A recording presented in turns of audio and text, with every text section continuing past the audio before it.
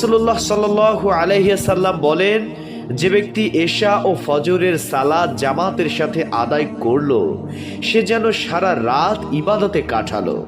সহিহ মুসলিম। 8, রাসূলুল্লাহ সাল্লাল্লাহু আলাইহি সাল্লাম বলেন, যে ব্যক্তি আমার উপর একবার দরুদ শরীফ পাঠ করে, এর প্রতিদানে আল্লাহ তার উপর 10 বার রহমত বর্ষণ করেন। সহিহ মুসলিম।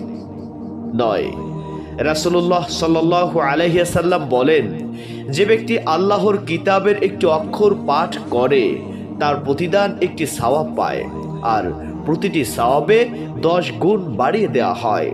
সহিহ আল জামি।